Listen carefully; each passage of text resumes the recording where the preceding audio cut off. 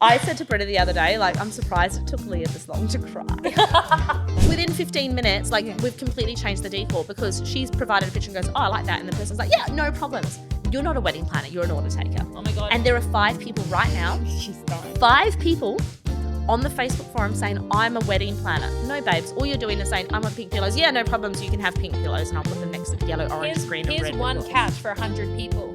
So I'm going through the things that went wrong, and he was like, oh, that's so bad, that's so bad. And I was like, but this is why I have a job. If this stuff was perfect every time, you would not need a wedding planner. You have no idea what goes on behind the scenes. A company that's been in business 2 years.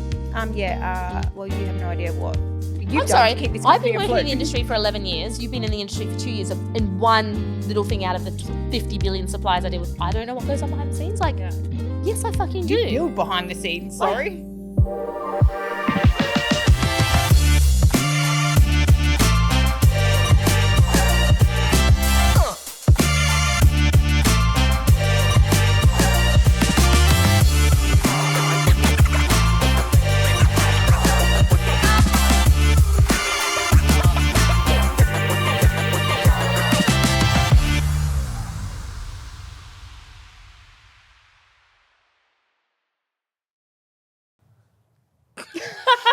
Hi and welcome to another episode of Bali Weddings Unveiled. My name's Britta. I'm Tristan. We did not coordinate who was starting, so we just looked at each other. Welcome to peak season, guys. Today we're joined by one of our remote planners, Leah. Hello. So we're tuning in today. We're going to be doing our monthly recap, bit of a meet the team, and just kind of touching on everything that's happened over the last. These are supposed to be monthly recaps, but I'll be honest, guys, we're running quite not behind. We've filmed quite a few potty episodes, but we've got 3 to release. We're supposed to release one last week. The last one was like, we're in the midst of peak season, and we always knew this was going to happen. Yeah, I feel like we should have kind of pre-scheduled in like a peak season break. Like, well, we just did for us to get the editing out of the way, kind of thing. We did schedule in a break from the potty episoding, but I think we didn't factor in the fact that we need to film the episodes and then edit them and then go through and make the highlights. Like, there's a whole process once we film.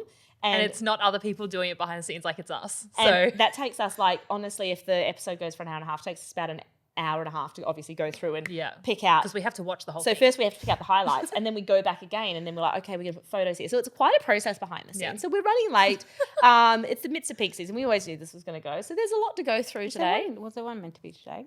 One was meant to be released last week. But then it wasn't out of my mind then. The episode before that was a week late as well because we were in the village for Cadet. So behind the scenes, guys, we're trying to keep up. We're trying to get you regular content, but we're in the midst of peak season. We're trying our best. By the time this episode comes out, I think we'll be towards the end of the season and you're getting probably like end of October, I would say. Maybe start of November. How is it almost October? It's wild. It's like it's flown by. I feel like I blinked and it was September. Yeah. I was talking to Amber from Concierge this morning. She was like, I actually can't believe how I ran into her at our little local coffee shop because I missed Pilates this morning because of the bloody traffic. Anyway, caught up with Amber and she was like, how has this year flown? Like, honestly, I feel like I do say it every year that it flies by. It's so quick, but this year has been. I feel like we've had a lot happening. Like we've had a lot of staff leaving, and we're gonna touch on like new staff things. Do you remember? So I again. We joke about this all the time. Whenever something happens, I'm like, oh, it was like 6 weeks ago. Like I'm always like, you do that all the time. A couple of months ago, but really it was like 7 months ago, or like it was ridiculous. But a couple of months ago. You do that all the time. You're the worst for it. So I can't remember what month it was, but I'm one of these people that my friends that are close to me know that when I hit peak season, like, don't talk to me. I'll chat to you at the end of the year. Like I just disappear for a long time. But I caught up with one of my friends, Claire, who owns Manic Hairdresser. We've been friends for, basically since I was pregnant, so a good 10 years. And I was explaining to her then what a fuckery this year has been. Yeah. Like there has been so much, and not just for me or you, but every single person I know has had like major things, hospitals, accidents. Like there's been so much. Like I don't know if Mercury's just permanently in retrograde, but she's Mercury is in retrograde. I can't even say it. Okay? She can't even speak. We'll come to that in a minute. But I came home after that dinner because she said to me, you know what you need to do in the next couple of weeks. we need to have a party and we're going to Yeah. have New Year's Eve and we're going to count down And the next Happy couple New of weeks, Year New Year's Eve. and we're going to start the year We again. meant to do that in like June, July. End That's of what I June. mean. And then it didn't I don't happen. even think it was June, July. I think it was like Oh, April. was it? Because it was after Christian's hospital visit. Remember? Like I'd come Yeah. out and I was like, what the fuck is this year? Now, it is now September.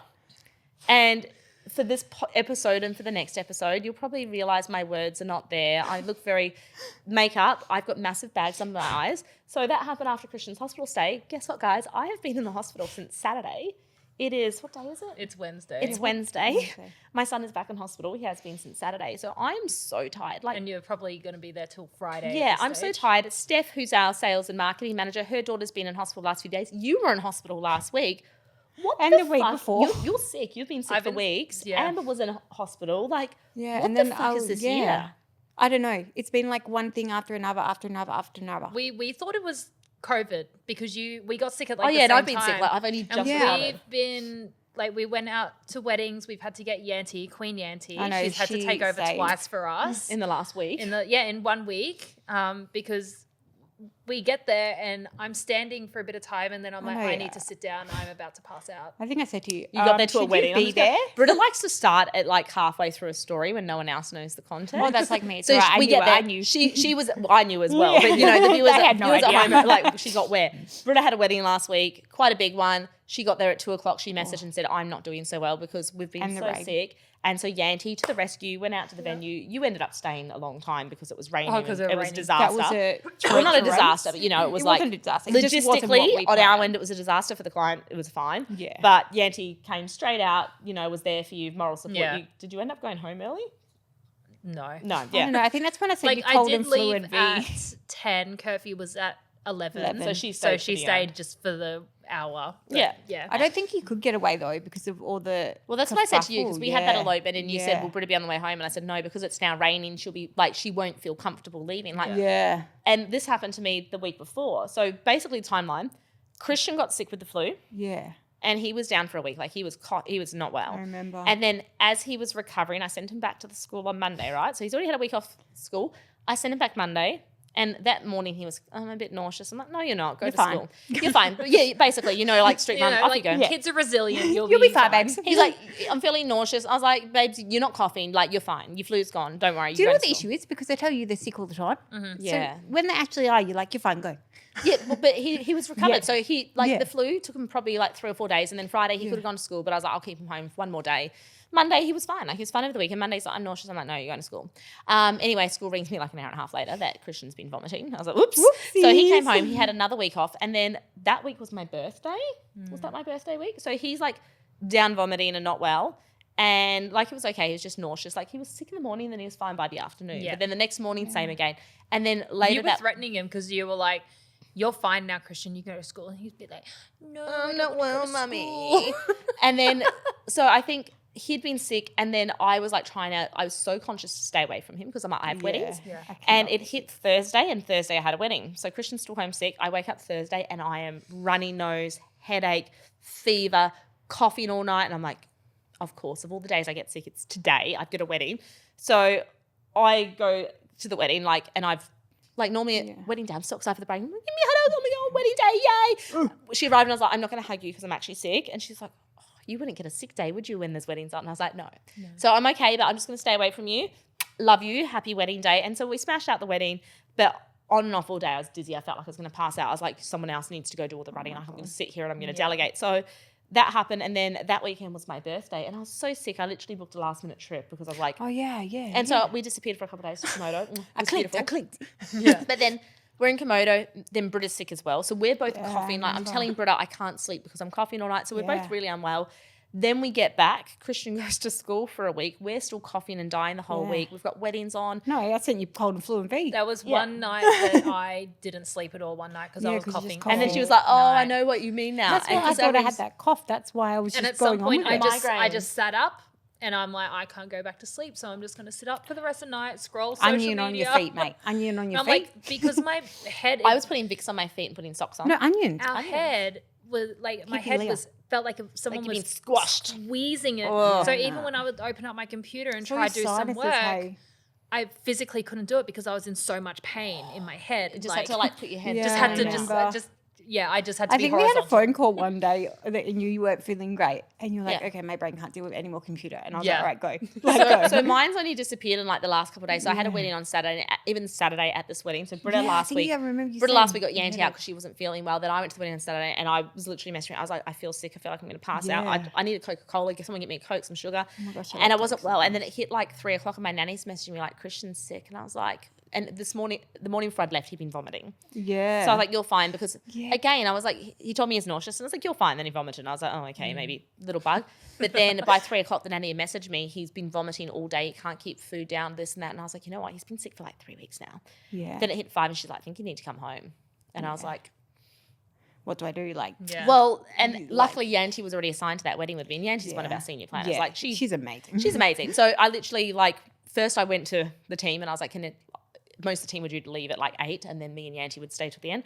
Went to the rest of the team. I said, look, is it okay? Like, I've got to leave, I think. Yeah. If I leave, can you stay with Yanti? They were like, yeah, cool. Do you know I love the best thing about this is you wouldn't have left if it was just you. It's No. only because Christian was sick. Oh, yeah, 100%. Yeah.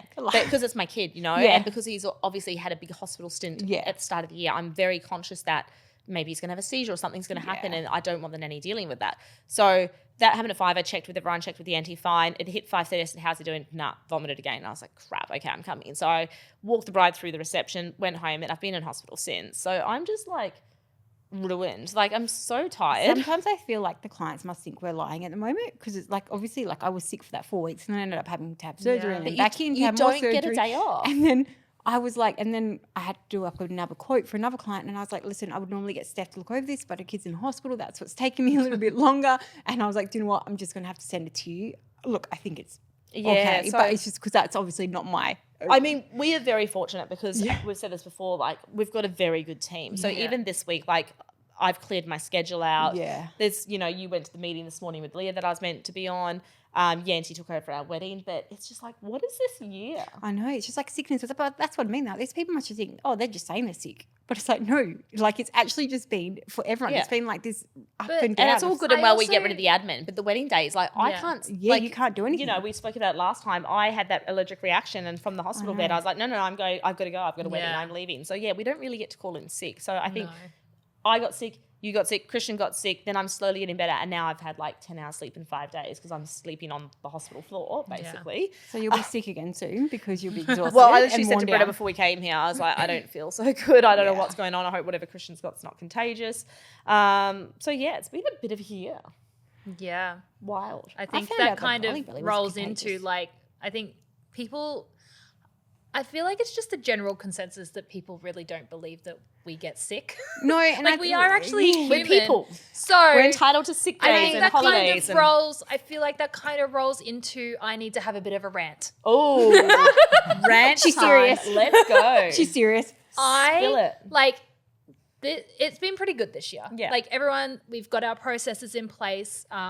Everyone knows the steps of our planning process and what we do. We've got school. We drill it into our clients' brains. Well, we try to. We try. But on the off chance when someone isn't booking calls or they're missing calls and they I know where we're going are with this. sending me long-winded I think I know where we're emails going with and this that as well. then takes hours to get all the information and reply back to and coordinating suppliers here, there and everywhere. You need to have Like, calls. You need to have calls. Like I know we didn't do it pre-COVID, but times have changed. If Yeah. you want to make the most out of your planning, you need to be booking And those if you calls. want to be you- as stress-free as Yeah, possible, those and- calls are essential. yeah. Yeah, But we've it's got your one wedding client day. that booked Like- every single month. Yeah. The day that she got like I us love as her. planners. Gold star. I wish I Gold could award star. my I've clients just had gold star. two Everything was clients book in breezy. calls for the She's- next 6 months. Yeah, amazing. Because they're stress free now. Yeah. Like I don't think But- she's ever been stressed on a phone call ever. You know, when they're not booking calls and No. we're saying, please book in your monthly call. Like, probably controversial. I'm not your fucking mum. Yeah, I'm not It your is mum. not my job to book in your monthly phone call. controversial to me. I I'm give no you, one's- I give you my calendar, which clearly states my availability. Yeah. Then you pick a time that suits you. Don't come to me and go, can we do But Wednesday at also, 7 p.m.? You know what No. I hate as well is when clients are like, oh, there's nothing available, but Yes, I'm this is what I was available about on to say. Wednesday. I'm like, we don't take calls on Wednesday. But it's my a thing pure is Wednesday admin is our day. pure face down Yeah. into our wedding briefs. No when distractions. I'm with you, like obviously Tristan's calendar books out extremely quickly. I tell all the clients when we onboard, book in advance, especially for Tristan. Yeah. She books out. And then they message you and email. there's and nothing they're on your "There's calendar for nothing 3 on weeks." calendar, but I need a final meeting. And we're like, yes, we told you to book that final meeting 8 weeks ago. And you know why there's nothing on my calendar? Because all of my other clients that- for next month have already booked their final meeting and taken those slots. Like they were told to. Like the past 2 months, I've had a couple of clients that have left everything to the last minute. I can't talk. Oh, you can't talk. We'll revisit that. That's We'll very circle different. back. We'll circle back. But it then leaves me in a difficult position because then I have to drop everything and I have to plan an entire wedding in 2 weeks, and I'm now letting other clients down because I can't get back to them. Their weddings are upcoming as well. But you're now fully focused on that one because they missed all of their deadlines. Exactly. They've missed all of their deadlines. I've now got to get furniture within a week. I've now got to get all your stationery in. And that might sound like easy, like you just need to email the furniture company, but it's not that simple because what happens, and we'll touch on this in probably a little bit later today. This is the process, and we've seen it.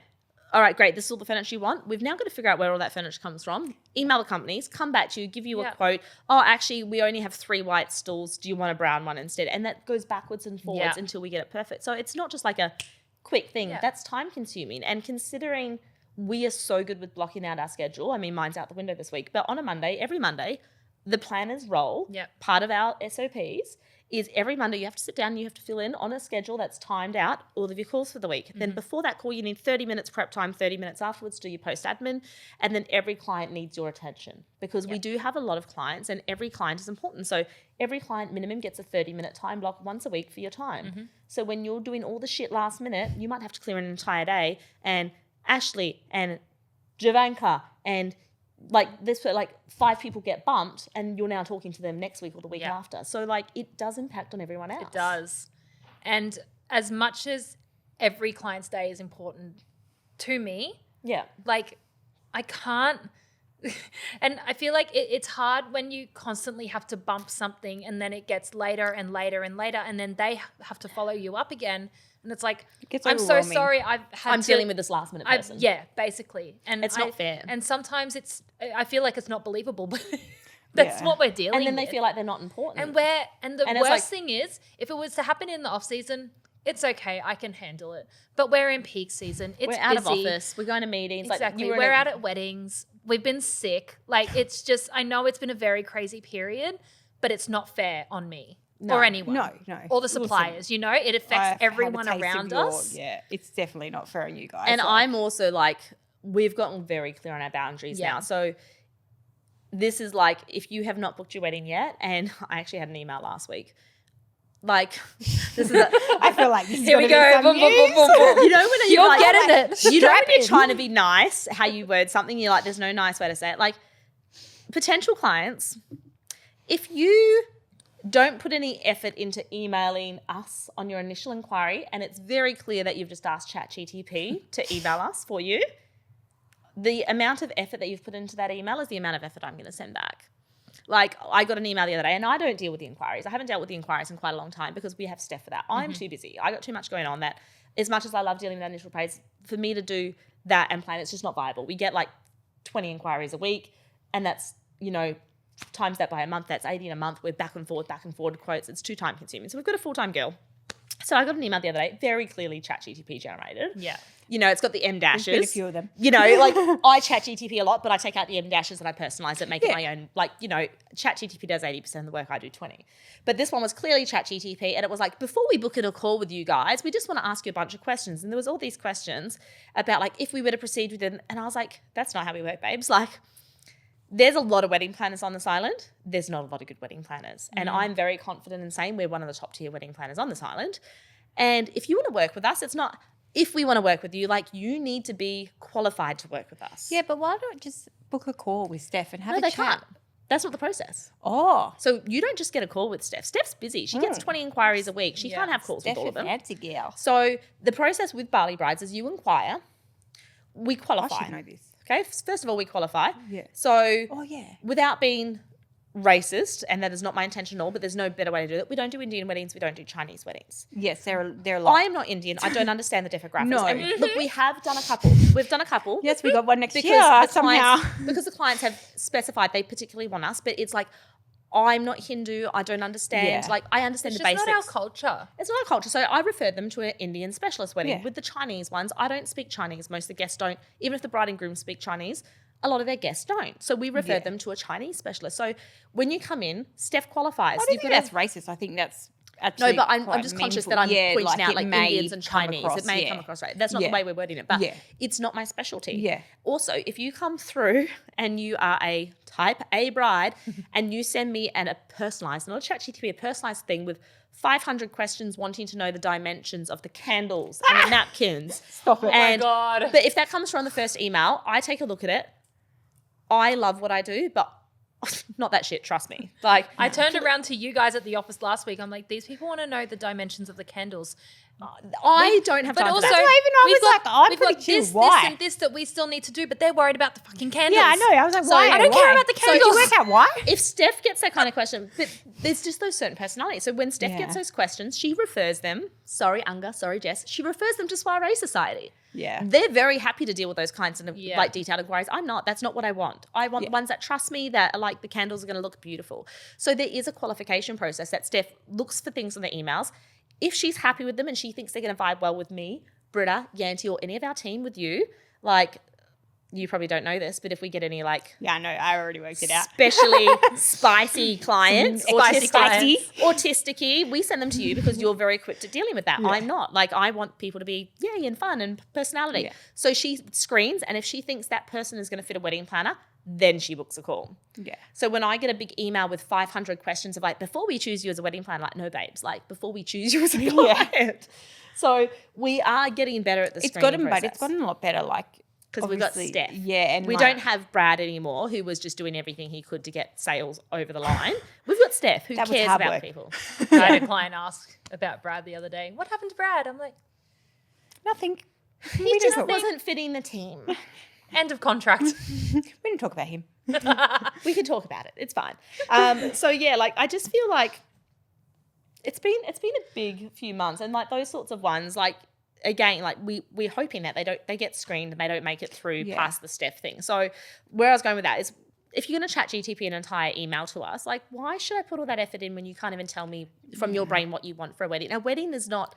I do think people take for granted how much effort goes into it on the back end. And also, I need to know a lot more information. It's not just like, it's not like going into the shop and buying an item. Like, it's a wedding. It's personalized to your brain and your budget and what you think. Like, Tash from Plan A released a blog last month. I don't know if you read it. I think I told you about it. But it was brilliant. And it was like, how much is a wedding? Or like, this is expensive. We see so many posts on social media. on Facebook. Oh, we want a wedding that's not too expensive. Okay, great. But like, Or 100 people for like, 50 grand. And I'm like, but what do you want? Like, that's such an open-ended question. Yeah. and this is the other thing. Like, so for me, 10 years ago, if you said to me, I want a wedding that's not so expensive, I would have been like 10 grand, because that was my mentality back there. 10 grand for me was a lot of money. Whereas now, if you came to me and said, I want a 10 grand money wedding, I'm like, oh, cheap. Obviously, inflation and things like that, it's gone more up. than that for 15 people. So. How much was your wedding 10 years ago when we were planning? Yeah, I that know. one? That's what I mean. Like, but So that's people what I don't mean. understand that. But things change. But also, like, depending where you are in life, we had just had a client come through, and obviously they were very tight for cash. And I said to you, we have to refund the security deposit within a She week. was so because grateful. $1,000 for them. Yeah. For us, we're like, it's not a big amount of money. No, we need but that. me 3 years ago, I would have thought that would be an Exactly. extreme So amount of money for when me. someone says, I want a wedding that's cheap, like, what is cheap to you? Because cheap to me, if I was a bride right now, would be like 40 grand. That's cheap. Because I'm in a financial position. I'm in a position that I want value for money and I want good things. But for some people, they're like, that's 5 times what we want to spend. So you need to be very specific. Yes. Like, what is cheap to you? What is important? Some people, photography is incredibly important. Yeah. Some people, they don't give two shits. Like, perspective on what Makeup. they're saying. So Tash wrote this really good blog on it. Yeah. If you are following along at home, highly recommend checking out the Plan A blog I might go on. read it. Yeah, she's got some really good blogs. Like, Tash is very marketing, and like her blogs, I love reading them, because when I'm like, hey, I'm going to talk about that. I think I also need to touch on when people are getting, like, paying final invoices, they've been paying their retainers, like the way that we do things, like they've been paying their retainers along the way. I send them an updated, like, running estimate of what their total wedding's going to potentially cost. But just say last week, I was like, oh, well, I didn't, like, this is way over budget. And I'm like, Why are you bringing that up now? But you picked that. why did you are you bringing this up now? This has been on you paid the invoice and it's been on your running estimate. You knew what the cost was. Yeah, that So doesn't make you sense. can't blame me because this is what you wanted. Like, yes, it's over budget, but you wanted it. At the end of the Yeah. day, it's your wedding. Yeah. You wanted it. And we had this with the bride. I won't name names. Just And I'm like, 'cause- I she can't was take on it the off budget. now. It's already paid. Yeah, I was and like, I think can we negotiated some stuff that we were but going to. they asked, if we get rid of this, can we allocate that cost No, to 'cause something you else? paid I'm the like, no, deposit. because I paid the supplier already. You know what? Like, You leave that to the last minute pending budget. I actually really want to get Tash from Plan A onto here. So, like, what a lot of people at home don't realize is I'm actually friends with a lot of the wedding planners, and we all talk. So, Yeah. like, me and Tash, like, every second week are chit-chatting, like, I guess you'd call it bitching if you're really on the outside. We bitch about clients. Like, oh my God, did you see that post? Or have you seen, like, isn't this your ex-staff member trying to start a business? And we all, like, laugh about it and, like, whatever. But on that, like, we did terminate a staff one member. else. Was it this year? Earlier this year. Yes. And one of the big issues we had is I caught her multiple times on a phone call. We're going to book your photographer in for 8 hours. Don't worry, if you want to change that later to 4 hours, you can. Completely yeah. false. Nope. No, you cannot. Once you lock in a supplier, unless it's furniture, flowers, catering, or things that are item-based that we have to finalise, it's locked in. If you book for 5 hair and makeup people, like with Rani, I've had to deal with this backlash. but once you book it in, it's final. Like, you Yeah. can't just go, oh, I've changed my mind, I've gone over budget, can we reduce the photography hours to 5? No, babes. Like, they've already booked their team, we've already paid the deposit, it's locked in. Sorry. Yeah. And I think a lot of people don't realise that. But part of our process when we're planning is you book in an item, let's say key supplies, you book in your photo, video thing, we send you that invoice and then we say, here's your updated running estimate of how much your entire wedding's going to cost. So every point we're giving you the total. So when it hits the end of the wedding, you're like, oh, I didn't realise it was 30 grand. Like, yes, you did. Yes, We've you been did. sending you an estimate every second month. And you're also very clear on calls. Like, Things are okay, gonna this is change. pending budget. Yeah. So we're not going to put this on until we know where we're sitting at the end because we can't pay a retainer. Yeah. If we pay the retainer, that money's gone. Yeah. Like, you're not getting it For back. things like, it's particularly flowers, and I've noticed Yeah. tableware this year has been a bit more strict. Like, they'll only allow one revision. Yeah, So if we I book it in, we only revise it definitely once. Yeah. we'll add at the end. Luckily, there is a few different companies, so you can get napkins. I think we've also said it a few times. When you first start planning your wedding with us, when you lock it in, You haven't planned it yet, so you we don't know haven't what it's planned going to it. cost.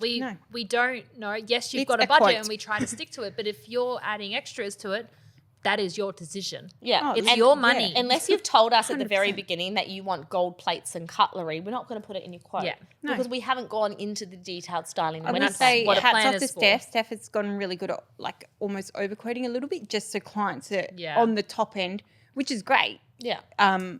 Which I like for me personally, I prefer being overquoted. Yeah. But then there's things like, for instance, I literally spent $120 on caps.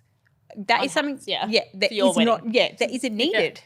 But I added that because I could. If you can't afford that, you can't afford that, and that's fine. But It's when they go, oh, actually, can we add on gold cutlery in this? And then you send And them a you're bill and they go, that's way over budget. Like, Yeah, and you're like, babes, hang on a I didn't minute. add that to your wedding. You added that. And generally, I will like add up for them and be like, I look, the travel fee is an estimate because I can't tell you, but like this is how much it's going to cost, and they'll be like, yeah, okay, and then you put it on there, and they're like, oh no, that's too much. Do you know what And I you're like, almost want to do? Because, like, when I planned my wedding all those years ago, this is what happened. Every single item I booked, I got an individual bill for it, which is obviously very cluttery and annoying. But imagine if we build our wedding planning fee, just one, and then separately we build the rest of the wedding. Do you think people would complain as much of like, oh, that's over my budget, it's your fault? Well, no, because that's what you booked and I've sent you an invoice for it. But I don't know, I don't know how to get people reined in on their realistic. I think people really need to look into what it costs in Australia as well, because the amount of times I've heard, oh, it's like the same price as Australia, babes, no, it's not. Let me just tell you. Yeah, okay, look, you can spend $100,000 here. You're also going to get fireworks, water drummers, pyros, the So whole Also, shebang. villas aren't really No, a thing cheap. in Australia. No. No. So for you to be able to stay at your wedding venue as well, If we took the Jamie- cost of the villa off, it would be a lot cheaper. yeah, Yeah. it would be. Jamie got married, first marriage, over 10 years now, like Yeah. 15 years ago. He booked out some villa on Queen's, I don't know, 45 grand just for the venue for 5 days. So just keep that in mind, people. Yeah. When you are booking private villas like that here in Bali, yes, that's probably up to half the cost of your wedding sometimes. Yeah. Yeah, it's more than Yeah. half the cost of my wedding was the villa. But I also chose to stay for 5 days so we could relax and enjoy So that's it. not like, really the cost of your wedding then. Yeah, it's Yeah. like, And that's but what I mean. the- Like, do we need to start right? I don't know. I don't know how we just like, it's not that expensive. This is the Yeah. cost of the wedding. This is the cost of your villa. Which I don't is, think you can break down anymore. I think people just really get I But think people need to listen to this podcast. Yeah, And I educate. feel like we're getting very real in this episode. I think Welcome to Leah Chat. like, Welcome to like overtired no, I peak think season welcome brain. to exactly overtired peak season brain was like This you're is just everything getting that's annoying us. And I Yeah. think people get excited though. Like they do. I sympathize. They get excited. Look, I get excited about stationery, and a lot of my money has gone on stationery. Like, and that's You're a fine. big stationary girly though. Yeah, that's fine, and that's important to me. But if you find those things important, maybe you need to really think about: do I need to push this back 6 months so I can save up the money so I can have that dream wedding? Or do I cut my costs and In not other have the areas. most expensive hair and makeup artist? Yeah. Like Whereas- I had that elopement the other day and she literally said, this is my budget. It's strict. I want to stay within it. She looks stunning. I did not even give her an option. I just went straight away and I booked all of our cheapest suppliers and this is how much it's going to cost. Great. She didn't even ask me questions. But some don't people are think- very yeah. like, they want to know what's important to them. But this is part of the qualification. Like, we need to know. Like, do you just not care in it? Like, you trust us? Yeah. Like, it's not like I'm going to go book you a shitty hair and makeup artist. All of our hair and makeup is good. But I booked the one that was $150 instead of $500. You know, unless Yeah. you're like, actually all three of us really. Yeah, I was I feel like all pretty three of pedantic. us are Rani or Fikri girlies. Oh, There's yeah. no one Yeah. else we'd book No because one. we are very particular. I was going to do But then myself. for me, for example, when it came to video, I'd pick the cheapest videographer. I picked social. Yeah, content. like, so that's I'm never not gonna as sit down and important to watch a me. video You too. probably picked expensive stationery. I would probably do the same thing, to be completely honest. I'd pick an expensive photographer. I'd also, like, look, let's just be honest, everything of mine would be expensive. Yeah, these everything days. of I yours mean, would those be. photos that I just got through from Helena and Josh's wedding in Oh August. my from goodness. Axio. Oh my God, those Stop photos. it, I'm You can already see the teeing blue on sky. I'm like, You can see the blue sky, Tristan. I just love their photos. When I saw them, I'm like, I need to start using them more. That's the difference between a $4,000 photographer and a $2,000 Yeah, photographer. like I am They vibing with are Flip next Max at the level. moment though, and I'm half tempted to book them too. Have you not got a photographer? I do. Who's your photographer? Leah, Okay. but I'm vibing with Flip Max as well, and I'm like, do I just get two? Depends on who. Like, are you looking at Garni or Aditya? I can't. I'm not even going to try pronounce his name. Starts with an A? Yep. Aditya. Wait, See? who? Wait, Flip Max? Yeah. Yeah. See, again, different styles. Like, this is what I mean when it comes to qualification. You need, like, I personally don't love his style because I don't like all the blurry blacked out images. I love Yeah. Garni's style, a bit more candid, bit more Maybe it is in Garni focus. then. But this is what I mean. Like, everyone's different. So we need to make sure that it's seen. And this is why phone calls are so important. Mm-hmm. Going backwards and forwards over email, if you just say, I like this photographer, but what do you like about it? Like, we need Yeah. some insight into your brain. Like, it's a wedding. Yeah, we've had one toss up between Leah and Flip Max, and we had to really deep dive into what But do you like? our role as a wedding planner, but we Yeah. can't do our job if you're not completing your homework, if you're not replying, if you're not booking in your monthly calls. Yeah. If you can't give us a decency of giving us your time, how do we plan your wedding properly?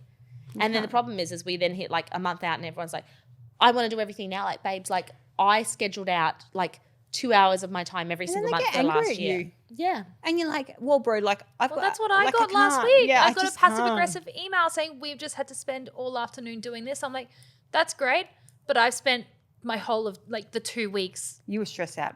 I was stressed out to the max. Yeah. Because you're having to do everything last minute and you're like, well, I'm supposed to be working on this for next month's wedding and finalising that, but I Yeah. can't right now because I'm doing that.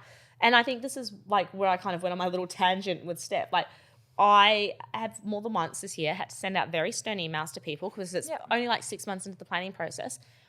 There's no calls on your calendar for the next 3 weeks. Yes, because I'm busy. Well, we need a call now. Like, you would not go into your bank and say to the bank manager, I'm busy during work hours this week, so you need to work on Saturday for me. You wouldn't do it, but Yeah. people do that to us.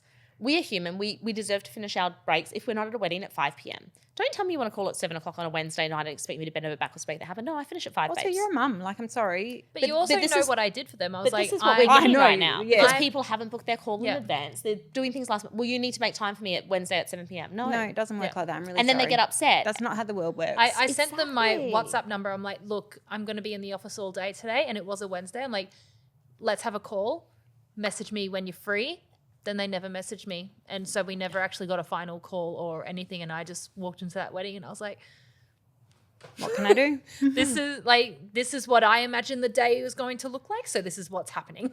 And this is the problem now. I think we've gotten very good with the boundaries. So there's been a Yeah. couple times this year that a planner has come to me frustrated and, you know, I'm boss mummy. So I had Yeah. to step in and it was like, this is happening, this is happening, this is happening.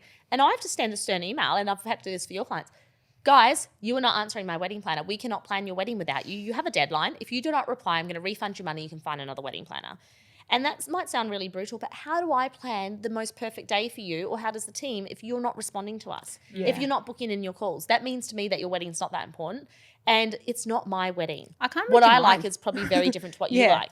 And unless you've said to us at the beginning, hey, I'm happy for you to go for gold, Tristan, and plan it and pick out all my decorations, which some clients do. Yeah. But I know that. Yeah. If you're ignoring all your calls and then we hit a month out and we don't have half the shit booked, like, I need to be able to make decisions. Yeah.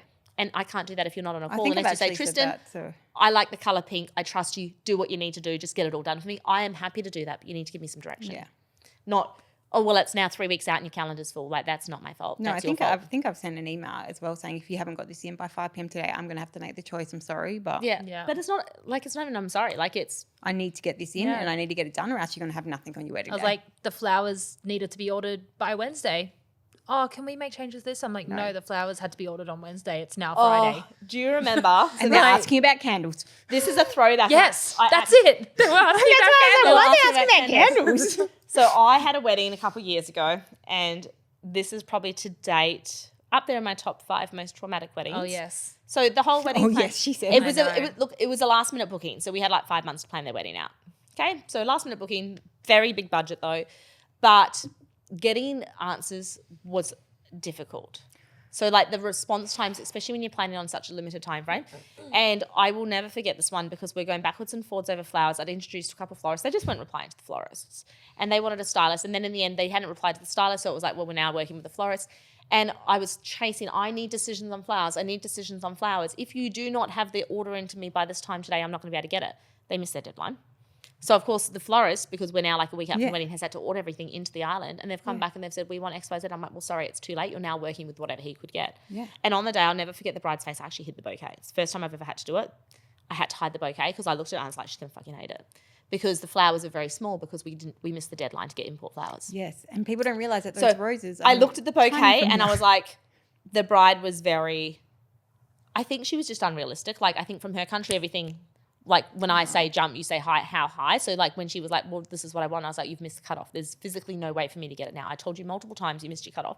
And I'll never forget the wedding day they arrived and I was like, there's literally nothing I can do because she wanted import flowers and there was no physical supply. I tried, but no one could do it. Yeah. So I didn't give her the bouquet until she was about to get out of the car and I gave it to her and she just looked at me and she looked at the flowers and she's like, Tristan, I said, I know, we'll talk about it later. There's going to achieve nothing right now for us arguing about this now. You missed, like, how do you tell someone, like, this is not my fault, this is your fault on their wedding day? Yeah. So, and then afterwards she complained and I was like, I knew you were going to complain. Like, I know, babe, but you missed the deadline. Here's all the emails. Yeah. I don't know how much more this is not my fault. And it's so hard because when it's someone's wedding, like the last thing you want to say is like, told you so, but what do you want me to do about it? Yeah. So it has been a bit of a, like 2 months of, we have hit the season and normally we're very organised, but if you're going to leave stuff to the last minute, like we can only do so much. And we still need to sleep. Do we though? Do we? Do Like we just though? a little bit, you know? Please. Like just to keep functioning. Oh, I'm like running on. The last few nights actually, like I've been up till probably 1 still working. I've seen you online because I've seen you on the spreadsheets. And I know you've been in hospital, but whenever I I was click onto a emailing spreadsheet, I'm like, oh, Tristan's online. I can see a little I icon. emailed Emma last 4 night at a.m. like this morning. 11:45. So like while I've been in hospital, like I'll be honest, I've done nothing with clients because my brain, like we need a lot of concentration for that, and I make mistakes. So I'm ignoring all the clients, but I'm doing internal work. So talking to Emma, getting bills paid, chasing up invoices, supplies. So I am working. I'm just not doing client facing work. Yeah. And I was emailing Emma up till midnight last night and the night before, and he was answering. And I was like, go to bed. He's He's been no, awake as he's well. on. and he's I know, like, you he go to is. bed. And I'm like, Or he says, Like, I'm sorry, your I boss, didn't it's take my okay for work me. phone to dinner. And I'm like, don't take your work phone to dinner. Like, why are you saying sorry to me? do you know why? Like, I don't know if I can get away with saying this. I don't even know if Anwar listens to the podcast, but We'll find out. Anwar is very well paid Oh. on the basis Look, I take my hat off to him on because the I basis don't know how he does his job. that when we're in wedding season, you need to be available at all times in case I need a bill paid. Oh, and he's amazing. He's very good at what he does. Particularly on wedding days, not so much like, you know, we've got no weddings on today. I wouldn't be messaging him at 8 o'clock tonight. But if I'm at a wedding at 9 p.m. at night and the photographer's like, I'm not staying back unless you pay me right now, like I need them available. So he is very well paid, but I think he forgets that when we don't have weddings on, you don't need to be online over the weekend. It's almost a habit to him now. Yeah, so like Muscle memory. it's too hard for me to track overtime and things. So I just pay him a very healthy salary to make sure that he is available whenever we need him. But that doesn't mean like if I email you at 11:30 at night, Emma, you answer. So I'm like, stop answering me, go to bed. He's like, but you emailed me. I was like, it's 11:30 at night. I'm allowed to work. I'm the boss. Auntie does the same. She works I'm away. early. One morning I got up at like 2 or 3, I don't know. And you were like going to bed and I was like, why are you awake at this time, Britta? I think I was at an after party. I think I was working. Because it was the late 3 night, a.m. the 2 a.m. But I have to finishes. tell like clients, like obviously because we intertwine with work and I'm like, I will message you and email you at random hours. Yeah. That is not normal. Yeah. Yeah. When I send weekend emails, I very clearly say, so sorry for the weekend email. Just catching up on admin. To make it clear that we don't work weekends. So when someone emails us on a Friday at 5 o'clock and then again Monday morning, it's like, why didn't you answer? Because it was the weekend. Because it was the weekend. Yeah. It's a weekend. I don't work I get weekends. a very rare weekend off during peak season. So, yes, I am taking my weekends. Yeah. I messaged Alyssa the other day. So Alyssa's obviously in New Zealand, my PA, and they're 4 hours ahead. Yeah. And it was really funny. So I emailed her the other morning and she's like, what the F are you doing awake? It was 4 a.m. Yeah. And I'm like, because my brain wouldn't switch off. So I was just working. But again, not quite. I'm like, Alyssa, can you follow up on this? And she's like, why are you awake? Like, you're up early. I was like, oh, I actually haven't been to bed yet because I'm in hospital and the bright lights and the doctors are annoying me and the nurses. And so it's been.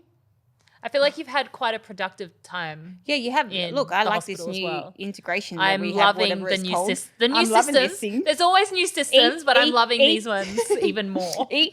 H Monday. H Monday. Shift enter. V, move. So like, let's go over a rough recap. Like we've had like a pretty good jam. This is probably going to be a long episode, but We got a few weddings. You know what? So what I want to touch on this is we're going to come into the weddings, but what have we been doing over the last weeks? I flew to Sydney. Yeah. Last month, and I have business coaching. Like I'm very big on education. I'm very big on upskilling. Like I believe generally that you can always learn. So I'm very big. I love reading business books. I love researching. So I have business coaches that literally are there to help me guide me through business because like, yes, I know what I'm doing, but also like there's a lot of times that I'm like, should I be doing it this way or this way? And I don't have anyone to bounce I feel off. like you also hit a certain point. You were like, okay, what do I do now? And then after COVID, it was like, I had boom, no everything was booming. motivation after COVID. So like because COVID was such a heavy hitting thing, I was like, I was demoralized. I was working like so many hours, making no money. And then I was working a full-time job to pay the staff. And I wasn't like, I literally had to have this conversation with Amwa this year. And I said, look, I'm pay rising myself because obviously it's my business, but I don't get paid that. Like we've got so many expenses, like salaries, insurances, systems, like we have so many outgoings. It's not funny. And for the first year, like I was literally getting paid $1,000 a month to run a company. Yeah. And that's slowly gone up over the years, but it's like, in the last 10 years, if I'd worked in Australia, I'd have 10 times the money I do now. So although I'm on like a good thing now, I had to say down at the start of the year and I felt guilty for it. I was like, I need a pay rise. Like I'm doing so much work and it's not just for the work that I'm doing now, but it's for the last 10 years of me working my ass off and not being paid accordingly because we didn't have the money as a company. So like I've been, post-COVID, I had no motivation. I was ready to shut the company down. Very good chat with one of my friends was like, I will fund the money to get you through the business. And I was like, no, like I'm done. I was ready to walk away. But then it was like, what do we do with the 70 clients that we have? So we persevered. But then coming back, I was so demoralized that I hired a business coach to kick my ass and keep me accountable to like, I can't even drink. to keep me accountable and do this. So it's been a big thing for me for my self-development ever since I've had a business coach. And I've changed the business coaching team that I've got now. Phenomenal. And so they were hosting an AI conference in Sydney. Yeah. And I was like, you know what? AI is the future. If you don't keep up, you're going to get left behind. Let's go check it out. So I flew to Sydney. Steph lives in Sydney. I took her with me and we did this. Well, she did one day. She did 2 days. She did 2 days. I did a 3-day intensive. So day 1 was for business owners. Day 2, 3, you could take a staff member. So I took Steph with me and we deep dived into AI and everything that it can do. And not that it's going to take jobs, but how it can make you more efficient, how, you know, it can take away the time. So I've come back. I've done so much research and just, what was it, yesterday? I used to be scared of AI. So did I. But it's amazing. So I trialed something first and on the weekend, on Sunday, I spent hours on it. Yeah. Me, have I missed something? Yeah. So I spent hours with this AI app on Sunday and I have a PA. So at the moment she works 2 hours a day. She's in New Zealand. So she's ahead of time, which means by the time I get out of bed in the morning, I have a daily schedule. She's cleared the email she can. I've got my agenda. She does my calendars. She checks everything. So it's just more keeping me efficient. Yeah. but that's going to turn into a full-time role soon and she'll be phased out. But I emailed her on Monday. Sorry, Alyssa. Sorry, Alyssa. Love you. I emailed her XOXO. Sunday and I said to her, stay out of my emails for the time being. I'm trialing something. She was like, okay. And then Monday I messaged her and I'm like, Alyssa, I'm really sorry, but I've just replaced 90% of your job with AI. Now, I am such a creature of habit. We've always used Gmail for our emails. We log into it every day. I looked at Steph's emails one day and she only had like 3 or 4 emails in her inbox. I'm like, how the F have you got that? I've got like 15,000 because I'm bad at like deleting them or archiving, or I'm going to come back to I've that said email. this to you before. I'm like, I don't how like do you deleting have them. 16,000 emails? On in Sunday, your I inbox? had 16,000 I don't emails. delete them. I found a new AI system that apparently can help you clear up the clutter in your inbox and stop the overwhelm. So, of course, I was intrigued. So I started playing with it. First response was like, I hate it. It's weird. I don't like it. It's not Gmail. And then by Monday morning, I was like, Alyssa, I've just replaced you. I'm so sorry. And I found an AI system that can declutter our emails, remind us for things so we're not having to spend hours chasing it up. Yeah. And I rolled it out That's to a all big of you one for me. yesterday. That reminding, that pop-up of remind, because like me, I'll be like, yep, I'm going to do that. And even when it's like in the Google tasks, like that hides and then I'm like, but this thing like alerts you, Yeah. you're like, hello. It yes, is okay, like I'm gonna do this. I've now given all of our planners their own little personal assistant inside their inbox. So that's fantastic. So yeah, I wanted to say I think so. I'm really excited for the future of Bali Brides because I feel like what I know now and what I'm researching, like we're just going to get better and better with things, which is going to be incredible. We've had a big month of like weddings, sickness, but we've also had some incredible weddings. Yeah. Leah obviously is over here at the moment for a couple of weeks. You're getting married on the weekend. Apparently. Can we say that? Yeah, look. It's a surprise wedding, and but this is not. It's not this really is a gonna be out, surprise. like, Look, probably it's November. Leah. This will come out in October, so you're getting married this weekend. We But might tell people by then. But obviously not everyone knows who you are. You've been on the one episode so far. You're behind the scenes. Tell us, like, where do you live? What's your role? We covered on this on one episode, but I feel like people need to know you. Quite a few clients would know me now. Yeah, so I'm a remote planner. I am from WA, so around the corner essentially to Bali. It's such a hard way. I was trying to explain it today actually. I essentially plan everything on the back. Not even the back end because I'm your main point of contact. I'm like your email bestie. Yeah. Essentially. And then one of our senior planners, Yanti, Britta, Tristan, will run your day. And I think that you're in on the cause. So everyone knows like you guys are fully integrated into what's going on. But essentially I'm the back end of things. Yeah. And putting pieces together. Yeah. And then they get you for the day. So I have had quite a few clients this year actually say to me, oh, I'm so sad you're not going to be there. And I'm like, this has been explained to you from day one. You know what? I think one client at the start of this year still doesn't understand No, I don't what think. the deal was. So, but this is the thing. She was right? like, oh, where's Leah? And I'm like, she's in Australia? and it is explained on the first email. This is the thing, like people forget. So like remote planning is fairly new to Bali Brides. I think how long have you been in the role now? 2 years? Yeah. So basically what happened is with most companies in Bali, you have a wedding planner, right? And most of the companies are small, so they're own operators. So like it'd be like you book me, you get me, I'm the main point of contact. We have a bigger team. So you book in with Bali Brides, you get assigned to a wedding planner, that wedding planner looks after you. But there's a couple of companies as well that have wedding planners and wedding coordinators. So the wedding planner does all the planning, the wedding coordinator runs the day. Now, for me, I don't love that because there's not a personal Missy-matchy. I'm getting distracted by Britta playing with the microphone. There's not a like personal connection. Too high. And I'm big on the fact that weddings are personal. Like when someone comes to us, they're not picking us for the best price, or maybe they are. They're picking us for our experience and our personality. So I think it's really important that whoever's going to be there on the wedding day generally cares about the client. So if something goes wrong, you're bending over backwards to fix it. Like me being in hospital and be like, no, I am getting out of bed. I'm going to this wedding. I love that client. I'm going. Yeah. Whereas I feel like if you're not involved from the very beginning, you don't have that relationship. So I've seen a lot of companies that are planners, coordinators, and then my good friends over at Global, Narelle, she has a remote planner. But then Narelle also plans the weddings herself. She just got one. And so that person, Hayley, she plans the weddings and then Narelle runs them. And I was like, that's an interesting concept. And at the time you were obviously working, we'd basically had a situation because of my shitty hiring, that we hired someone and the day that they were supposed to start, they basically resigned. Yes, I remember that now. And because they'd been working remotely for a month before they came to Bali, it was like we were in the lurch that we were in the middle of peak season. So I literally said, Leah, you've worked with us on and off for a bit. Can you just jump into their emails and manage it for me? And then we eventually just moved you into planning. I remember saying, why is my name against some of these clients' names? Yeah. And you're like, yeah, you're going to plan the wedding. And I was like, what? So Leah has like casually worked for us for like, I reckon about 7-8 years. Like Yeah. and it hasn't been like consistent. No, like no. you came on board originally with Callie and you were doing sales behind the scenes with us. So like you were just taking meetings, chatting to people, getting them booked in with Bali Brides, handing them over. Same as what Steph does, but casually part-time when I was overloaded. And then at one point you came in and you helped me with the accounts and reconciling when I had a freak out because we started getting busy and doing some auditing. And then again, so when the whole thing happened with our admin person and they'd already done work and we were too busy to like figure out what she was doing, I was like, can you just jump in? Like you already semi-know what you're doing. Yeah. So you started doing that. And then it wasn't that we didn't need you anymore in the admin. It was just like, well, while you're already there, like, let's just give you a couple of weddings and see what happens. Yeah. And so we did, because I wanted to copy global and be like, let's see if we can have a remote planner. So Alyssa was the trial. That worked out well. And then we brought you on board. And so you remote plan, you manage all the emails. You are not there physically on the wedding day. So what happens is you plan everything. But for every call, me, Britta or Yanti, we jump on the call, whoever's going to be there on the day, and we ask the questions and we run the call. But then we behind the scenes talk to make sure that we're all across it. So it just means that we're not doing the heavy lifting because admin's 90% of the job. You are. But then we run the wedding. Yeah. How are you finding it? Like you've had a lot of roles. Like this year has been a learning curve. There has been meltdowns. There has been tears. I said to Britta the other day, like, I'm surprised it took Leah this long to cry.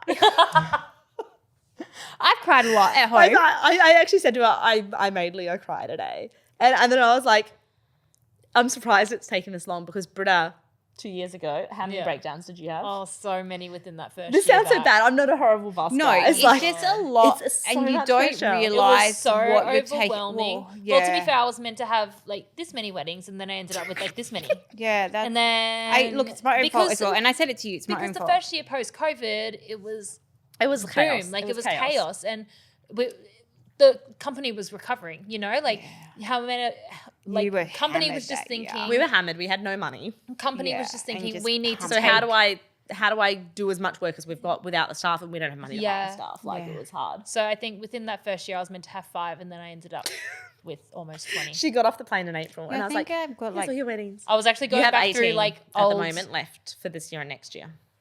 No, so this year I've done. Oh, I didn't count yours actually. I think I counted on the spreadsheet we're doing it the other day. We've got 6 left this year. Yeah. So and then you've got 18 for next year. That's just me good. and you. So That's me and you have got 11. You and Britta have got 2. And then you've got some of Emma's that we haven't handed over yet. And I've got 1 with Yanti. Yeah. So like there's been a lot. We've changed your role a lot. But what we like to do at Bali Brides, and this is again very unique, if I hire you for a job, I watch you for the first 6 months and I'm like, you don't love that. You don't love that. Let's see what you do love and let's fiddle around with you. It was never a love. It was never a love. You never loved the admin. As soon as we put you in front of a wedding and in front of stationery, I was like, okay, this is where we're heading with this. So like the weddings, yes, but I think we've given you too much. But the stationery you fucking adore. So we do try and change the roles based on what people are good at, what their strengths are, what they love, and we just rejig the roles as we go. I think I need to really learn how to say no as well when I get overwhelmed, which is you don't. Hey, this has just happened. Do you think you can manage this? Yes, of course. 2 months later, she's not managing. I'm not managing. I am sinking. And you also don't speak up and say I'm not managing. I'm sinking. It literally is like you should have seen me. I think you're not good in October, and then I have a breakdown. 2023, and I cry. Of 2023 in October. We live together, so I get to see this. I was sitting there at the kitchen table. I think I had a drink in front of me. I think Chef had just put dinner in front of us, and I was like. And I just had to like walk away because I was just thinking, it was like everything's happening. And I had a lot of back-to-back weddings coming up in October. Like August, September, October is always busy. Like that's always my busy period for weddings. Like I think Yanti's this year was May. She had like 6 or something. I think that's why Yanti's so chill right now. She's done. The last 2 years I had a lot of back-to-backs, which a few times I've had 3 weddings in 4 days.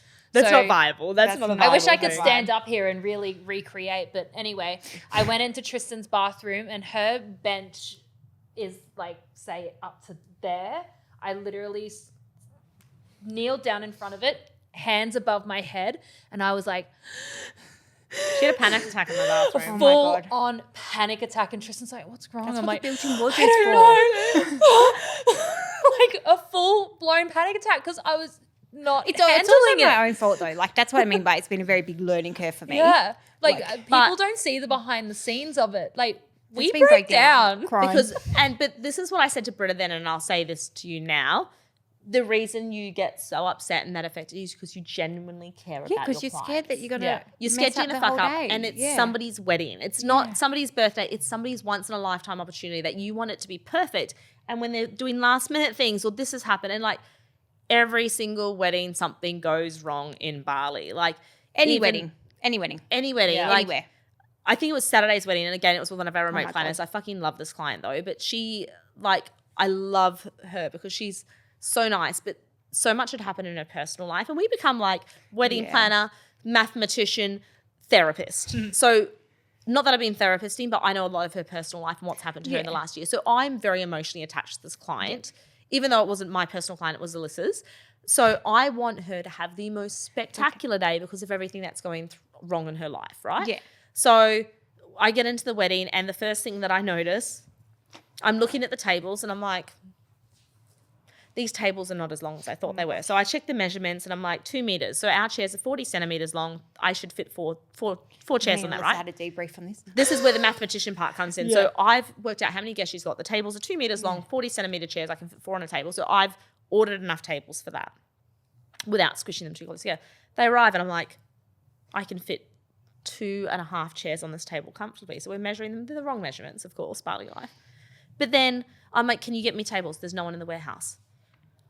I don't have enough tables. I need 4 more tables because you've given me the wrong measurements. No, the right measurements. That's that side and that's that side. I said, no, that side's supposed to be 2 meters. That one's supposed to be 1.9. That's 1.5. That's 1.9. Like completely wrong. Yeah. Can you get me tables? So 45 minutes later, they're off to get me tables. They come back.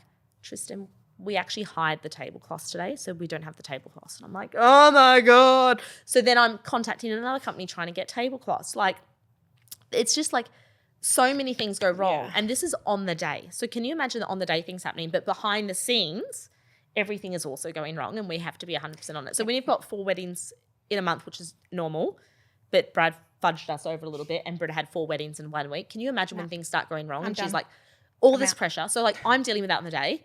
And on the day, it's fight or flight. Like you have to fix it straight away. Like I don't care. Someone get me tablecloth. Someone get on the phone to this company. You get on the phone. Even that's been a learning curve. Like I managed to sort out Sabre pretty quickly. I was like, yep. Learning. So we will fix it. But that's on the day. But like behind the scenes, triple that is going wrong behind the scenes. And like that's wrong or that company's not answering me and I got to do that. So 4 weddings in a week. Britta's like having a mental breakdown. So when I made you cry the other week, I was also sick. And I literally said to Britta, like, I made Leah cry today. She's like, oh my God. And I was like, so when you talk to her, like, we need to be good cop, bad cop. I'm the bad cop right now. You need to be good cop, be gentle on her.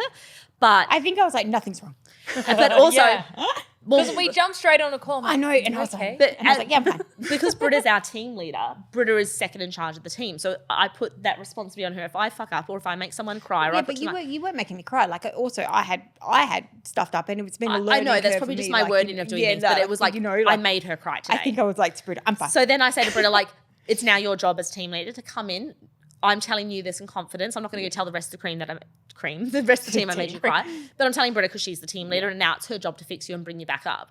But I literally said to her later, how was she? She was good. And I was like, I'm actually surprised it took her that long because the amount of pressure I've put on her, like this is her year of sink or swim. We will now see what Leah can handle. But like, look, and I've had this conversation with Jamie obviously as well because he's seen me melt down as well. Did he tell you I messaged him? Yep. I messaged him. I was like, I made Leah cry today. Please be gentle and look after her. See, I'm a good boss. I care. Yeah. He came. I took off my boss hat and put on my friend hat and was like, right, how do we fix this? No, I wasn't angry, and I think I messaged you after and I was like, I'm just really frustrated with myself as well. Like, I'm not the most organized person and sticking to things is hard for me sometimes. And I needed to not offer some clients the service that I offered them because they were too far past that and that's just what it was. But me being me, I was like, I don't think you wanted those flowers. I was like, let me try to put something together for you. Like, and that just happened. But it was really like, Leah, you can't do that. So because when you start doing that, you're taking away from your other clients and other clients are really... So and I have bad communication as well.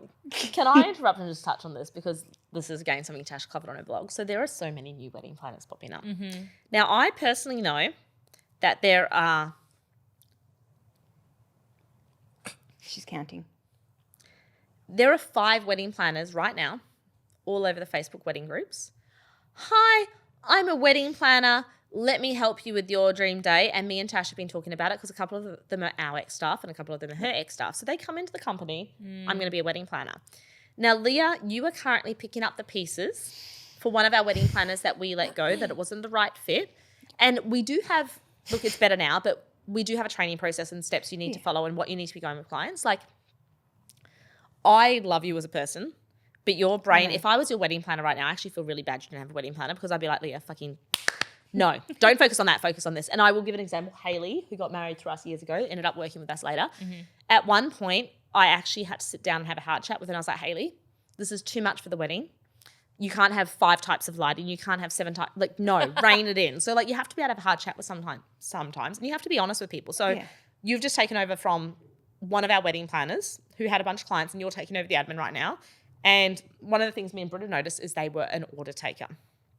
So I want this. Okay, no problems. I'll book this. I want 1 cocktail table. No problems. I'll book it. There was no advice. There was like, hey, you actually need 5 cocktail tables. Yeah. So we just had that wedding and she's only had 1 call in January and that wedding planner said to her, you only need 1 more call and then we're done. And that was now. And her wedding's in a week. And I pulled up the things and it's like greenery all over the beach. And the first thing I said to you was like, what does greenery look like on the beach? And you're like, not great. And I was like, have we spoken to her about this? And you were like, no. And I was like, I don't think she picked these flowers. I think she's just given an image and the wedding planner was like, yeah, no problems. Not giving her any input as an expert advice. We had one just like that. They literally got sent A, B or C option. Yeah. Yeah. So like the first thing we did on the call is I said, okay, you've got this. Yep, that looks good. And I was like, do you actually like that? Yeah, it's fine. And I was like, look, can I give you some advice? And she was like, yes. And I was like, this is not going to look good on the beach because it's green and the colours and this, and it's going to be watch out. Can we add some flowers? Like you both, oh yeah, I like that idea. Like, it was like a random piece of chiffon.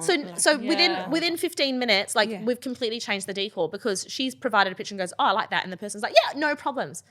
You're not a wedding planner. You're an order taker. Oh, my God. And there are 5 people right now. She's dying. 5 people on the Facebook forum saying, I'm a wedding planner. No, babes. All you're doing is saying, I want pink pillows. Yeah, no problems. You can have pink pillows and I'll put them next to the yellow, orange, and green and red. Here's 1 couch for 100 people.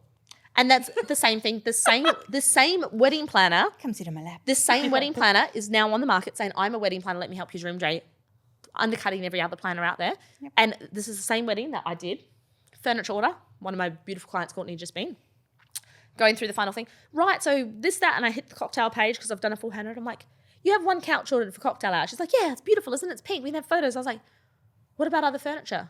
I didn't think about that. I was like, did your wedding planner not discuss furniture options? Yeah, she told me to pick. I picked that one. I was like, she didn't give you advice that you need like 5 or 6 tables? No. And I'm like, and now she's on the market promoting herself as a wedding planner. So please, like. How about those other guys that just gone, Leah? So Leah, like. That was killer.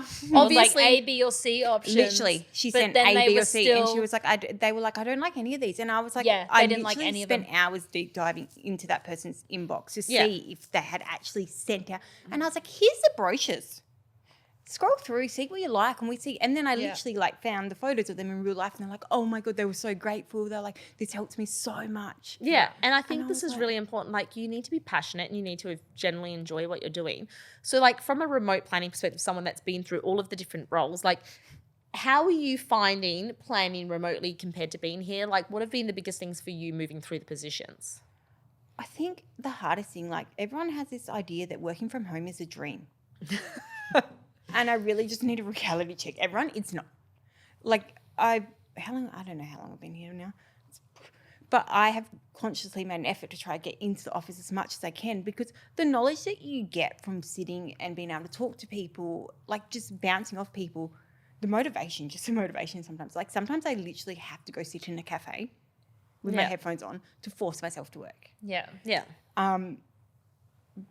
So that is hard. Can we touch on, like, I don't know because I don't want to go into your personal life, but can we touch on, like, why you don't have a full-time job in Australia and why this role was suitable for you? Yeah. So what happened is I left my ex-husband. Yep. Here I am getting married. This is why. And I could not. My son is autistic, ADHD, and I know people like to think that that's just he is. He was in ed support for a very long time. He was extreme. Yeah.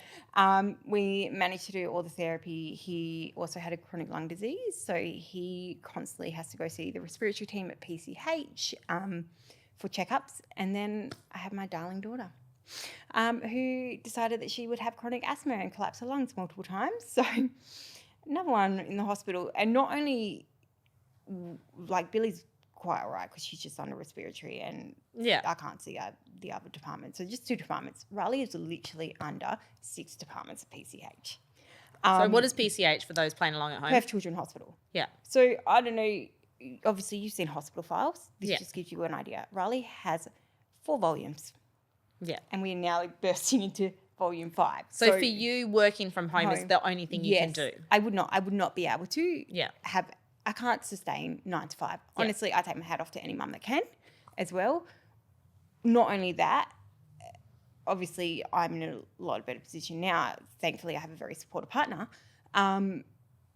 But I couldn't afford daycare. I couldn't afford before or after school care. Like, that was But also, how do you put chronically sick children into that? no, because they just get sick and then they get sent home. Yeah. And then you got to deal with that. And then you're running back and forth from a hospital. And when you're on your own as a single mum, like I literally, like, for anyone that's watching today, I'm constantly on my phone Yeah. because at the moment I've left the hospital. My son is there and I'm waiting for a specialist to come see him. But I don't know how you deal with this. I had to split myself into 2. Yeah. And there was no one else. Like, Riley, I have sole parenting rights for Riley, so he is mine 100% of the time. He's exhausting. I love him. Yeah. His character, he's exhausting. Yeah. And then I have Billy, who only sees her dad once every, it's literally 25 hours every fortnight. So when you're in a hospital and they change the rules at Perth Children's Hospital, so you couldn't have your other child stay with you. So I would have to choose between leaving a sick one at hospital, and my closest family is an hour and 15 minutes with no traffic away from me. So it's nearly impossible. Even school, school for me, like, obviously you're probably used to it in Bali because of traffic. I also have help, so I have a driver pick my son up. Yeah, like I have to drive. I get up at 4:30 a.m., walk my dogs. I go get my son up. I drive him to the train station, which is half an hour away. Drive home half an hour. That's an hour. Get my daughter ready. Then take her to school, which is another half an hour. So that's 2 hours just in the morning of driving back and forth. Yeah. Luckily, I've onboarded a neighbour at the moment, and I'm currently paying them and letting them drive the Tesla. That is my bribery, and I literally am paying them just to get through this. Because just interrupting in the afternoon, another big challenge. So for you, like, doing any sort of steady 9 to 5 work, like, impossible. The and only that's why option I for you say is to clients, online. Yeah. I am messaging you or I'm emailing you at 4:30 in the morning. Yeah. Do not expect this from anyone else. I will email you on the weekend. Do not expect this from anyone else. Yeah, this is because not you normal. work your own hours, because the wedding planning behind the scenes, like, as I've said to one of our other team members, October, November, December, January, I feel like I can maybe mention it. I might get in trouble, but one of our team members is pregnant right now. Oh, yes. Yep. And we've basically discussed. Not me. So she Not has me. she has a split role, and I said to her, look, when you come back, one of your roles is not going to be a thing anymore, but we will keep you in a planning role, because it does not matter what time of day you do the planning work. You could do it at 3 a.m, you could do it at 5 p.m, you could do it the next day, like, as long as you're staying on top of it, like, it doesn't matter. Yeah. So for a remote planner, and you and the other person, Yeah, you and the other bad. person are the only people that I will ever offer remote roles to, but that's also because, like, you've been there with me from like 8-9 years. We trauma bond. Yeah, we trauma bonded over planning our own weddings and like similar life stories at the time. But like, that's what I kind of wanted to touch on, because not a lot of people understand, like, why do you have remote planners? And it was like, well, this person looked after me, so now I'm just, like, you scratch my back, I scratch yours. Like, I will give you a job that you can work remotely at any time you want. Yeah, and I have, like I always say, like, I'm super grateful. But I think I've even had to pull people up before when they're like, well, so-and-so isn't emailing me back. And I'm like, yeah, that's because they don't work on the weekend, mate. Like, this is not normal. And I think also... I had someone complain about the other remote planner. She emails me at like 4 a.m. And I was like... Different time zone, babe. Because she's literally in a different country and she's one of our remote planners. And I don't care if she emails you at 4 p.m. You don't have to reply. Also, so I like... once had a complaint. They emailed in the afternoon on a Friday, and then we hadn't replied back to them by Monday. And they complained that it's been 3 days since they last sent their email. And we were like... You emailed us on a Friday. It's now Monday. We were off over the weekend. Well, this is why I'm very, like... You tell people. Straightforward. Like, I mean, I'm straightforward as it is. But, like, I'm like, this is me. Yeah. And also if there's a weekend that I happen to take off, which I'm generally not, because obviously I manage an Airbnb. So I work the weekend. So I'm generally on the computer doing Airbnb, doing everything, like invoicing or paying people for cleaning the Airbnb. So for me, just to flick to another screen. Like, that's nothing for me. That just means a little bit less work on Monday morning. But yeah, I have to be really clear with people. This is me. Do not expect this from anyone else. Like, they have a 9 to 5, obviously, then you have your Thursdays. Very different. Yeah. But I've also said to many people, like, I'm very appreciative because I would not be in the position that I'm in, being able to take my kids on holidays without this role either. Like, I would be doing bare minimum, like scraping through, because there's not a lot of online opportunities that are completely flexible with when you work. No.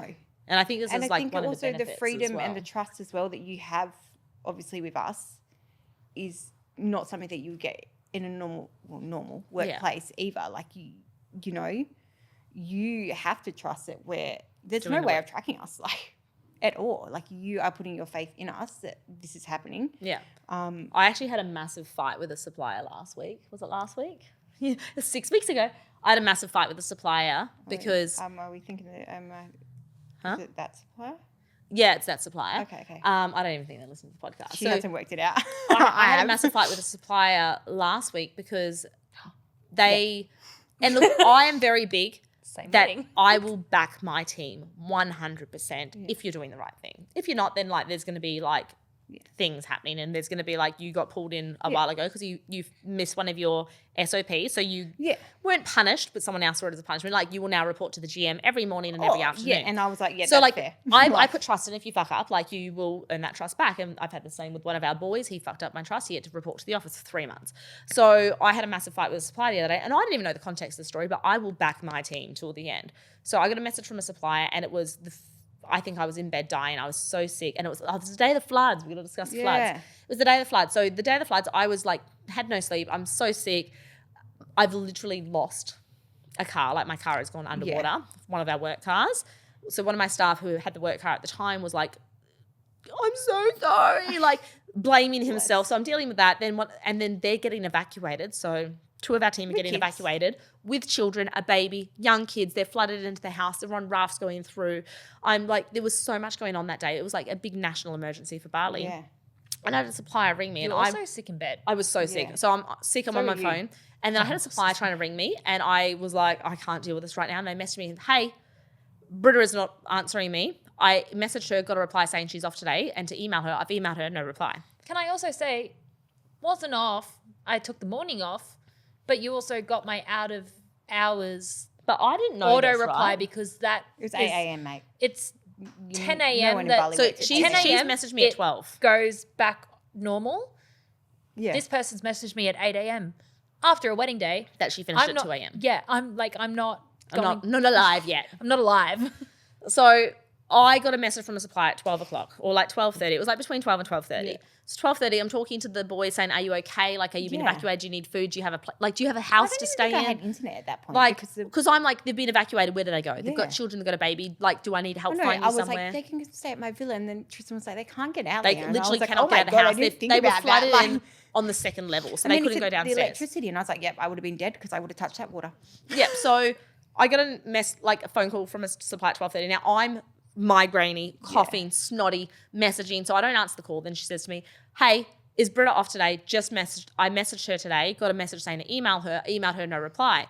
So then I've gone into my emails and I can see that I'm CC'd on this email at like 11:50 a.m. So not even like an hour has passed. Now there's probably been emails before that, I don't know. So not knowing the situation, not knowing where Britta is because I'm sick in bed dying, and Britta was very sick as well, and I know that she'd work till 2 a.m. I'm not going to disturb her. So I've literally just replied and said, yep, probably right, Britta's off today. She'll come back to you tomorrow. No, that's not good enough. I need an answer today. And I was like, excuse me? So like, first of all, like I sat on it, and then there was another message.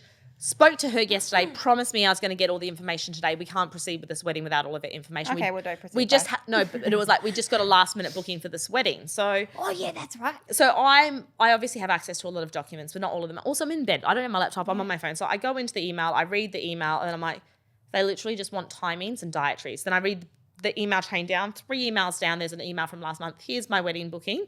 No dietaries. So okay, so we just need dietaries and timing. So I've replied to her, hey, respectfully, if Britta said to you she's going to come back to you today, I trust that she'll come back to you today. I've just read the email chain. Looks like the only thing that you're waiting for is timings and dietaries. Dietaries, there was none outlined, so I don't believe there is any. Timings, Britta will come back to you later today. Respectfully, I'm not going to disturb her on a day off. Why is timings? You got to be there. Oh, and that's what I said to her. The timings, dinner will be 6 to 7.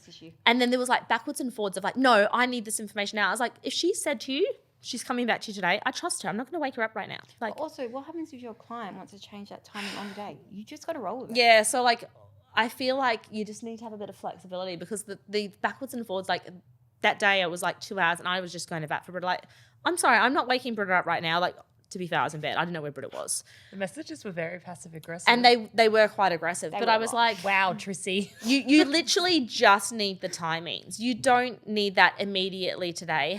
And Bali was like literally in a state of disaster. Yeah. And I'm messaging the supplier saying, I'm dealing with this, this, and this. You're not the only one that matters. And I'm like, I can't deal with it. So like the shit that we deal with behind the scenes is massive. So, like, for you not being here, like, are you finding it okay? Like, what are you enjoying about the remote role? Oh, I just like... Well, you've got us. You've got us here. I like planning weddings. Yeah, it's okay. Look, I think I said it to you the other day. I said, I think I just find out things, like, in winks. Yeah. Like, sometimes I just... Because you're not here, so you don't see a lot of the stuff. And, like, a lot of times, like, obviously things get passed through the office. But it's been a learning curve. Like, this year has been a learning curve. We just threw you under the bus. Yeah, and I threw myself under the bus sometimes, like, you know, like, and I've had to learn from that. Because you got to learn to say no and you got to put your boundaries up. And that's the thing. I will bat for the team and I will put your boundaries up for you. I've got to follow procedure as well. Yeah. Like, they're in place for a reason. They are. Like, and look, it's taken me a lot and it's been like, I've got to do this, I've got to do this, I've got to do this. And I'm getting there slowly. But I think, yeah, it's interesting. It is interesting, yeah. It's learning, like, but also it's not a really common role. No. Like, when you think about it, it's a learning curve for both of us. And yeah, I'm not a fan of taking over people's weddings. I've learned. So you're over the if you are currently in the inquiry stage of wedding planning and you're just getting people off Facebook, like if I wanted to, like I reckon Mr. Podcast Man over there with the headphones on, he could start a website. You know, you could jump onto Facebook and go, hi, I'm a wedding planner, and you could answer really quickly. ChatGPT. How do you know that person can actually handle it when shit goes wrong? When the furniture's showing up, like I guarantee you, if one of my ex-wedding planners that we let go that's now started their own company, I guarantee you it would have hit 6 o'clock and we would have moved the chairs and they would have just then realised that those tables don't fit those chairs. Not at 10 o'clock in the morning when I walked in and was like, those tables don't look right. Can we order 4 more tables? And then tablecloths. Like, there is so much logistically that goes wrong. And I had this conversation with actually Yudi from Soul Content Creator. We're getting him on an episode shortly. I had this conversation with him the other day and he's like, how's it all going? And I was like, first of all, the tables, they were the wrong length. So then I've had to and I only realized this morning because they told me the measurements. So I've had to order tables. Now I'm waiting on tablecloths. The tablecloths aren't here. And so I'm going through the things that went wrong. And he was like, oh, that's so bad. That's so bad. And I was like, but this is why I have a job. Yeah. If this stuff was perfect every time, you would not need a wedding planner. So when you're looking for a wedding planner, you shouldn't be looking for someone that answers you the fastest. You need someone that is a critical thinker and can fix shit when it goes wrong. Because even that company, no one's in the warehouse. They can't take your booking. Great. Do you have keys to the warehouse? Yes. Tell your boss I'll sort it out on Monday. We work together a lot. Can you just go get me the tables? I will pay. It's trust agreement. If you're a brand new planner and you had that company, do you think they would have gone and got you those tables? No way. No, but these guys see me 50 times a year. They know that I pay the bills. They know that I'm good for it. I had a company the other week. Actually, the other week. Everything's the other week. I had a company the other week. And I will happily talk about this company because I love them. They love me and they're on the episode that's just about to air. So I had Bali Event Hire out and we ordered this beautiful pergola. The Javanese pergola. Very heavy. Okay. Yes, I remember. In the run sheet that I sent out, it's going to be repurposed. We're using it for the photo booth. So after the ceremony, I was like, can they move the photo booth? No, Tristan, it's very heavy. It's going to take them a long time to move. And I was like, yeah. Okay. I don't care. Move the photo booth. Read the run sheet. 40 minutes goes by. They're not moving the photo booth. They're not moving the thing. They're telling me it's going to take 2 hours, Tristan. Now, the boys at Bali Event Hire, beautiful. They don't speak English. So I'm going backwards and forwards with the staff member. Okay, great. I don't care if it takes 2 hours. Move it. Photo booth doesn't set up till 7. It's now like time to go on. It's been 20 minutes. Why are they not moving it? the flowers are going to die and they're going to ruin the flowers if they pull the photo booth apart because the flower's attached. I don't fucking care. Move the photo booth. All right, so move it. I'm getting less patient and less patient, and then it hits 6 o'clock and we're moving guests. Why isn't my photo booth moved? Tristan, it's really heavy. They're actually saying it's going to take 3 hours. And I was like, right, tell them I will get all the boys beers as soon as they move it. Oh, it's moved. I'm not even joking. It starts moving. They start pulling it apart. They start moving it. To be fair, they're making noise during the reception, so I'm pissed off about that. But as soon as it was done, I not only send them beers, I get onto Gojek and I order them 5 pizzas and send it to the car park. So you know what happened on Saturday? Exactly the same pergola. Boys, can you move the pergola for me? It got moved. Straight away. Straight away. Can you imagine? And literally Ryan came to me that night and he goes, you know why they moved it? They weren't going to move it because apparently they're not meant to move it. It's only because it was Bali Brides. Can you imagine brand new wedding planner move the pergola? No. They don't know bribe them with beer or do this or do that. Like they've never planned a wedding before in full. So yeah, I don't know where I was going with that. It was just like a watch out when you're booking wedding planners that people can actually critically think. I think that's learning curve. Like AI will never take our job. This is like it's going to take Liz's job. I had a big call with her this morning. Like, And it's was going to assist us with our admin because I always feel like you need someone like.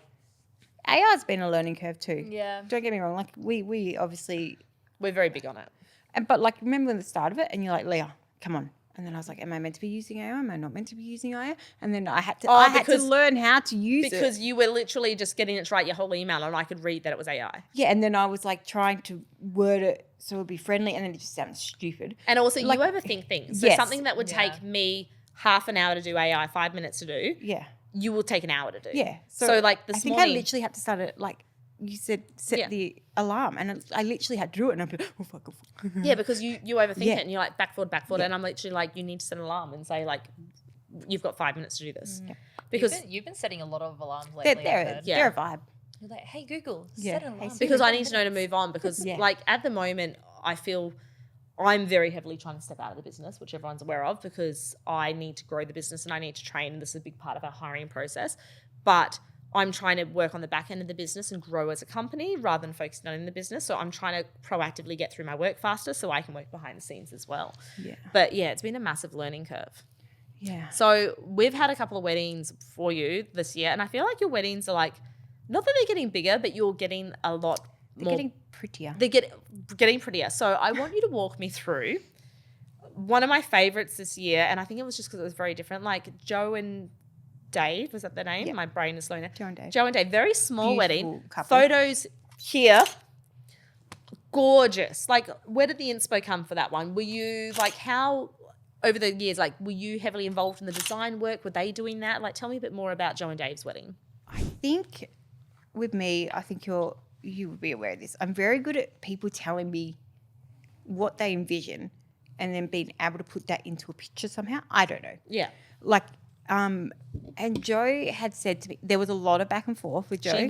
She changed her mind so many times. Yep. So many times. It all came together beautifully. But that, again, that's like she was last minute.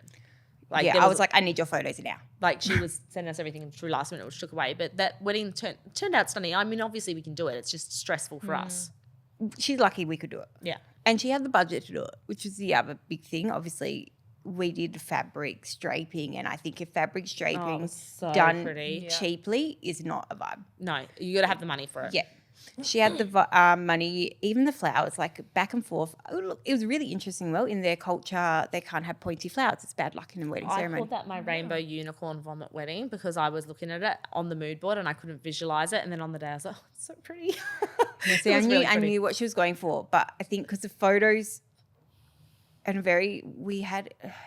I think this is where it florist comes isn't down to really like a the difference florist and between a more- stylist and Yes. a florist. So if we'd onboarded a stylist, I would have completely understood the vision. But instead, I had photos, and then we were explaining to the florist, and the florist had to bring it to life with us, going, "Well, no, she wanted 20% blue, whatever." And I had to get in between, not in between, but I had to really, I guess, translate from Joe's language to the florist language. Because English wasn't her first language. No, and like just trying to get across what Joe wanted into, like she can show me a picture, and then trying to say that in a way that the florist would understand. Planner versus order taker, you know? Like anyone can answer an email, but can they really pull apart your vision? Yeah. And we went back and forth multiple times and I think it took about 4 days of going back and forth to get to. And, you know, like when Joe said, I don't want pointy flowers, the florist took that very literally. So she removed all pointy flowers. And I was like, no, I think we need to deep dive.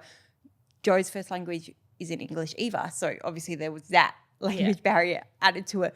But when I saw, like you showed me, and I was like, it's stunning. Like it turned out beautifully. But again, like it's a lot of backwards and forwards. But that's a lot of pulling apart a client's brain. A lot of trust. There was a lot of trust. So much trust. You have to trust your wedding planner. Yeah, like that was a lot of trust. Like I knew what Joe wanted, and I think Joe understood and trusted that I got it. Yeah. But because there was no stylist mood board, there was nothing. Joe literally had to put her faith in us that it was going to work out. And, you know, I think the setup, we said, no, you can't do that. There's not enough room, Joe. And she tried and she tried. Like the fight, like I want the tables this way. It doesn't fit that way. But I'm meant to have a call tomorrow night with someone, but I've had to cancel it because, you know, hospitals. Like I can obviously do a little bit of work, but I can't jump on a call because the nurse walks in 10 minutes and then Christian's calling for me. And then like I had a call with Alyssa this morning and I think 5 times I had to stop the call because we need to get to the bathroom. Nurse came in, lunches arrived. Up 2 meters. Like Christian's put his bed up 2 meters and like it's pure chaos in that hospital. So I can do a little bit of work when I can, but I'm constantly getting interrupted, which for admin work's not a big deal, but calls, no. So yeah, it was literally trust. It's a massive trust factor that you need to. I think got one. I've got one tomorrow. That's what I was saying with that conversation. I've got one. I meant to have a call tomorrow, and she wants the specific round tables together. Oh yes, I love that. I wanted that, but I don't. In a snake, but she wants 2 rows. But the venue that she's getting married at has trees. Oh. So physically, like we can't put them all together because there's trees in the way. So at the moment, I've got 3 different options. She can have one long snake there or one long snake there, or we're going to have to do long slong. It won't fit the other way on the main lawn. She wants it because we still need to fit in a dance floor and all these things. So like there needs to be a big trust. Like I just had the wedding the other day and we had the curvy tables and I said to the bride, you need to trust me. I cannot do you a floor plan because there's trees everywhere at your venue. I need to physically figure it out on the day, figure out where the tables fit, then figure out where the bridal table's going, then the dance floor, and then the bouncy castle and everything else. So we had a lot. Ashley's wedding here. No, that's like Jamie's like, let's have a bouncy castle. I'm like, where are we going to fit this, bro? So when I arrived on Saturday, normally at the moment I've got this big thing that I send in one of our freelancers in the morning who's good with the setups and he does the lighting and all the little basic things and then I can have a sleep in and get there at like 10 instead of 8 a.m. So I got there and everything just said report to Tristan on the day for layout. And so that's when I started putting tables out and that's when I was like, oh my God, there's not enough room. But then like literally I just said to the client, you have to trust me. I can't tell you where everything's going to go because I've got trees and I've got a bungalow and the lawn is slightly raised in some areas. So until I can physically put everything in place. And when you get a venue layout, they'll go, it's 7 meters by 13 meters, but that part's raised. So you can't actually put a table or chairs there. And then there's concrete there or like there's so many factors into it. So I think honestly, when I'm doing floor plans and I'm presenting it to a client, we had this issue last week, remember? Most of the time I'm like, guys, this is rough.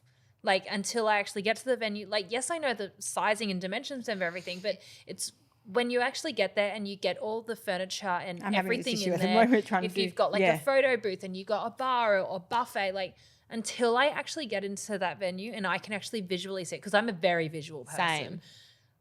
That's when it's going to be wedding planner. On the day, that floor plan will be finalized. If we were in a ballroom, as you were in Australia, no problems. I can design you a floor plan to the T. But when we're outside in venues that have, like even the other day, Saturday, I walked in and previously there was a Bali hut bungalow and I walked in and I'm like, what the fuck is this building? And there's this big white ugly building. I don't even think I have a photo of it to insert it. But I'm like, what the hell is that? They're like, oh yeah, it's new. And I'm like, where's the bungalow? Oh, it broke. And I'm like, it broke? Do you not think you should have told me that? Because the band was going in the bungalow, the bridal table was going to be there, it was going to be a beautiful backdrop. And now also, lucky it wasn't raining if the bungalow was being the cover for the band. Yeah. Well, they still could have gone in there, but the acoustics would have been terrible because it was a physical building. So then I was like, well, the bridal table's supposed to go there, but that's there, and I'm not having that in the background. So I literally reversed the floor plan and then played with it all. So when people were arriving, I was like, oh no, I had to swap it because the building's ugly. So you need someone that can logically think. Yeah. And trust is massive, because if you're one of these type A brides, it's like, I want that exactly as it is. And we show up on the day and the venue's built a brand new building. I'm like, I have to change it. Yeah, we have to do that. I'm not going to come in and out of hair and makeup and pull you out to come look at it. Like, you just need to trust me that it's going to be beautiful. Even Megan and Jacob, like when it started raining. We had a big rant about this on the last podcast. You need to trust your wedding planner. Yeah. Oh, no, it wasn't that. It was like wedding guests. shut Leave up. us the F alone. Yeah, shut up. Oh, the wedding guests. The wedding guests. I'm not here for you, babes. Yeah. I'm here for the bride and the groom. So you obviously do a lot of behind the scenes. You don't see a lot on the wedding. We've had a lot going on in the last. I 2 get the months. phone calls. You get the phone calls. You see the tea behind the scenes. Like oh, you know what I just had? What? Have you ever had a crush on a couple? Oh. Or like a bride or a groom? Brooke and Josh? Brooke and Josh, if you're listening to this, your wedding planner has a massive crush on you. Oh my God. So do you know what's funny? So a couple years ago, a few months ago, Was it I got a months message. ago I or was a couple actually years? sitting in a cafe, right? And this never happens, impromptu meetings. I was sitting in a cafe, I just wrapped up a meeting. Someone messaged me, said, we're in Bali, want to chat to a wedding planner, blah, blah, blah. And I was like, where are you staying? And they were literally like a 2-minute walk. And I was like, hey guys, like this never happens, but I'm actually sitting in a cafe about to wrap up. I've got nothing on for the next 2 hours. If you want to come. Watercress? No, I was actually at Revolver. If you Oh. want to come right now, I can meet with you. So I can't even remember if it was groom or the bride. I think I was just so blindsided, and it was so long ago that it's all mission. But anyway, these people rock up and they are like supermodels. Supermodels walk in the door and sit in front of me. We have a chat. It's me. Anyway, we give them to a wedding planner. Wedding planner takes over them. I was like, I'm so jealous. They're so good looking. They're going to make the best photos. Anyway, we terminated that wedding planner for whatever reason. I took over. And from the moment I took over, you could not find a more grateful couple that I have personally taken over. Thank you so much. Like just everything. And every time I got a call on, I was like, oh my God, you guys are so like beautiful, you know, like just genetically beautiful people. And then when we let this wedding planner go and I took over, like so grateful that I'd taken over. Then Christian went to hospital in March and I had to cancel a call. I was like, guys, I'm so sorry. I have to cancel a call. My son's in hospital. Honestly, like I love you, but he comes first. The email back was the most empathetic, beautiful email. I hope he's okay. No rush. It's fine. We trust you. Not even a week later. Hey, Tristan, just checking in. Is your son doing okay? We've been thinking about him. He's in our prayers. Oh, like bless. constantly checking in to Just see if good I'm humans. okay. Just good humans. And then when we kept the next planning call that we had, I get on the call first thing, how's your son? Is he okay? Like so concerned for me. So like I developed a bit of a crush on them because not only were they so sexy, photo here if I can, just genuinely fucking lovely people. I feel like And that makes people more attractive though when they're good human I beings. literally like when I was talking to the celebrant at the wedding like 3 or 4 days ago, I was like, wait till you see my next couple. They're so sexy. So I had a bit of a girl crush. So on the day, like I was girl gushing crush or a girl and a boy crush? both. yeah. I literally said like if either of them decided not to marry their partners, I'm not gay, but I would marry her. Like she was gorgeous. So on the day, like she comes in and she's already naturally gorgeous, right? Like stunning human being. Then she gets hair and makeup done by Frickery and I've walked in and I'm yeah. like, oh my God. I'm like bi-curious right now. And then he arrives and I was like, oh my God. And then everyone that arrived, like all this supplies, oh my God, so sexy. I was like, mine, keep your hands off. But also like just so genuinely lovely. Like she actually just emailed me today to check in to see how Christian was going because she saw bless on our her. stories that Christian's in hospital. So like, yeah, I had their wedding. And when you get those kind of human beings, me and Britta touched on this in the last episode, like, I'm sorry, I'm going to bend over backwards for your wedding. 100%. I never I'm going to throw in understand people freebies. that- I'm going to like do Yeah. everything I can to make sure you Why do have the people best freaking treat day ever. people like crap? What are you going to get? Well, Nothing, it's not mate. just treating like crap, but like because No, like, they but you know generally when like care. people are so nice and kind and they're warm and they're such good human beings. You're like, oh my God, I'm going to do everything I can to make you happy because you fill don't my get cup. generally like hot people that are also that nice. Like I don't know what God was handing out on the day that he made them, but he gave them everything. Like, mwah. So I had their wedding. Yeah. They were absolutely gorgeous. I'll chuck some photos in here of their wedding. Maybe a sneaky photo of them. So I had a massive girl crush on them. And then a few days later, you had probably one of your most intricate styling weddings to date where everything went wrong. Who was that? We won't name names because we're too far in. I can name names because mine were sexy and I'm just complimenting them. She doesn't know. Oh, Uluwatu Cottages. we spoke about that. Oh, did we? We've Oh, they we've were recorded so since pretty. then. I looked at Helena that and Josh, venue. beautiful wedding, We had their wedding. stunning wedding. Helena and Josh. What other Just- events have we? I there was feel like we've two- had so two many. Where did you suppliers do the that were like- ceremony? At cottages. Yeah. Actually, no. I To be looked at fair, I them. don't think we've had a monthly recap. I think No, we we haven't. recorded We- 3 episodes and we did speak about them. We yeah. we spoke about them, but Everything's blending. Yeah, it's all one now. gorgeous. Well, because we've been filming episodes, but obviously Yeah. every fourth we're doing a monthly Yeah. recap. But then we kind of touch on things Yeah, in between. Helena and Josh were Stunning. stunning. Do you know what else has happened in the last like 6 weeks? We Has it won't actually name the been 6 venues, weeks? but the other thing you've got to think Oh my about, God, don't. this is what I mean about critical thinking and having an experienced wedding planner is so Already know. important. We have 2 venues at the moment that have changed rules on us last minute. They're cursed. Last minute, and every time I walk into this one particular venue, though, I've always had bad juju. Yep, bad vibes. And I don't know what it is about it. I've never been there. I don't have that. I've got one venue I refuse to work at. It's actually on Yeah. my blacklist of venues because I just feel so uncomfortable in there, and that I'm not a spiritual person, but that place is cursed. I don't know what's wrong with it. But you also told Kadek that, our driver, and he was like, oh, yeah. Oh, and the rain stopper refuses to go there as well. yeah. Oh, Like a holy that's man. saying something, That's mate. saying something. So I literally said to him, is there any place he won't work in? When he said it, I was like, oh my God, I've blacklisted that venue. Oh, I think we've talked about this. Yeah. Yeah. I just that was the venue that I walked into, and within an hour I had to leave, even though I was meant to be there, because I was like, I can't. I feel pressure on my chest. I feel like Yeah. I'm being fucking suffocated. I have to get out of this venue. And as soon as I walked out, within probably 15 minutes, I was like, I felt like something was sitting on my That's chest. insane. But yeah, so these 2 venues, worked for them a long time, just changed the rules randomly on us. Yeah. But only for you, or only for us, not for you. Not for you. Yeah, you're fine. Double standards over here. And fine. this is the shit that we're dealing with. I'm not even joking. A week Literally, before the wedding, email. hey, this has happened. You now need to do this. And I'm not going to go into details. We'll talk about it in a year when they're not going to know what's about them. You now have to do this. Okay, great. But for us to do that, it's going to cost us an extra $2,000. Not our problem. Well, actually it is, because we've already billed the client. How do I now go to the client and say, you've changed the rules. We've got to bring in something completely different to what we've booked and what they've ordered. And now it's going to be another 20 to 30 Yes. million on top. No. So we've Also been dealing with that behind the scenes. And the catering for those venues, you probably got my email yesterday. That's another thing. There's another one today. So and then, this is the other thing. As much as we've got recommended suppliers, but recommended suppliers, they still fuck up. They're still human. There's still stuff, there's staff issues, there's whatever. I had this behind. conversation with So someone we've had yesterday. major issues with a couple of venues because they've changed rules, and then they're like, well, you need to do this. And I'm like, I'm not going to bill my client an extra $2,000 before the wedding. That's not my fault. That's not the client's fault. That's your No. fault. So there's been these backwards and forwards behind the scenes. And then we had a catering company accidentally, first of all, serve a bride something that she's deathly allergic to. Yep. Anaphylactic allergic. And on top of that same food tasting then completely forgot the sides and desserts. And we're it's been a month. We're having this backwards and forwards argue. How do I trust you now? But we've already booked in the venue. We don't have a choice. So there's so many. Yeah, I remember saying that because I think this is why as well we've been sick and run down, because it's not only are we planning these beautiful weddings, but we're so stressed because these couples, the issue with it's going to cost them $2,000. Well, they've got no idea that's going on. This is our job.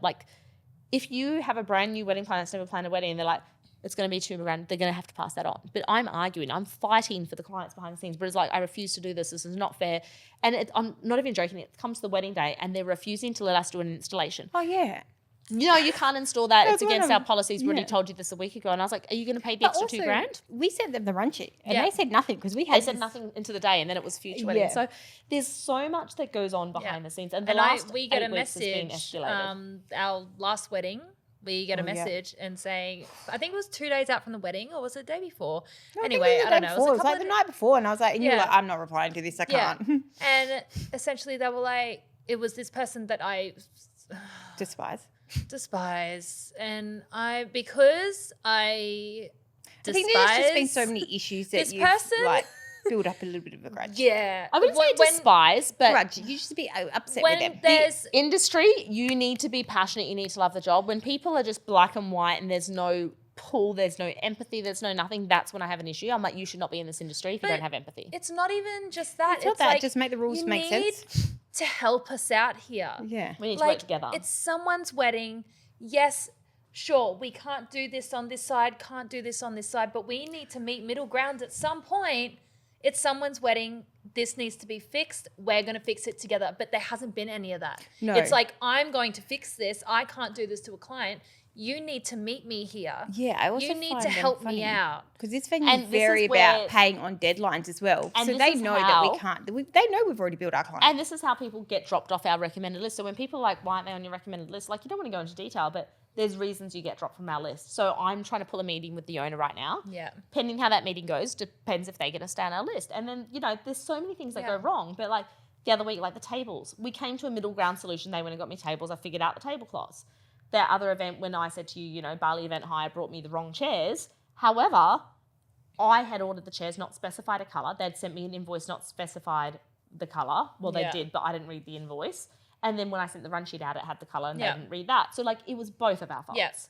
That was a common mistake. We both took responsibility. We worked together to fix Yeah. it. this venue, they just changed the rules and then they were like, well, tough titties. Yeah, and this is one And you venue can't that we tell us have worked at. on the wedding day. No. No, exactly. But this is the latest one that we've just had. We've worked there a lot. We've worked with them for 10 years. absolute Yeah. downpour. And it's new staff, new procedures. And I think the problem is like, and this is the reason why I need to work on the team, there's been very high turnover. And so new people are coming in. They like, I swear to gosh, this new manager spoke to me like I was a fucking 3-year-old. Yeah. Like, babes, I have been in the industry a lot longer than you. You might be much older than me. You don't speak to people like that, though. But I know what I'm doing. I'm not a fucking idiot. But like, even- I know that I might look young or you don't know who I am, but I am one of the experts in this field. Sometimes I am a fucking idiot. It still doesn't give you a right. Do you know Speak what to someone me said like to me shit. last week? You have no idea what goes on behind the scenes. A company that's been in business 2 years. Well, you have no idea what you've I'm done sorry, to keep this I've company been working afloat. in the industry for 11 years. You've been in the industry for 2 years in one little thing out of the 50 billion supplies I deal with. I don't know what goes on behind the scenes. Like, Yeah. yes, I fucking do. You build behind the scenes, sorry. Yes, Like I do. when they came to me the other day, just before this wedding, the big downpour, just before the floods. Still got to touch on the floods. Can I pee? We to get this message a few days out from a wedding and be like, there was lots of back and forth email with this person that I've had a lot of tension with recently. Yep. Like, there's been a lot going on. I was just there in I silence. was just very blunt in my emails, but I was still polite. Tristan, I think you were CC'd in those Yeah. emails as well. I think but one I was of them like, you sent to me and you said I just needed to rant, and I said I'm happy with this, except just edit this Yeah. teeny tiny bit, and Yeah. then we could. Sometimes I just type it Um, and then delete it. But then, Yeah.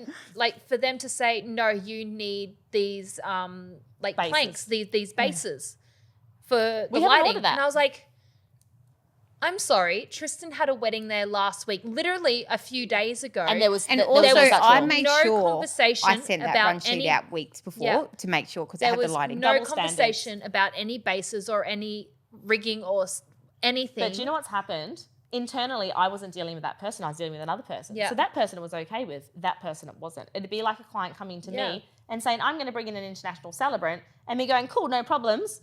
And then them coming to you and you go, no, you can't But that's do what that. I said My to you. friend Do just they did not that talk last to each week. other? Do they think that you don't talk to us? Well, that's the thing. And I think that's what's happening. And then we're like, well, it's double standards. No, it's not. Well, yes, Yeah. it is. Because It is. Tristan just did the same thing last week and it wasn't an Yeah. issue. And I'm like, and I actually looked at the venue again. I was like, hang on a minute. We actually can't put any wooden bases down because up that in that cocktail area, it's like very, like there's lots of terrain. It's very uneven Bumpy. ground. It's very bumpy.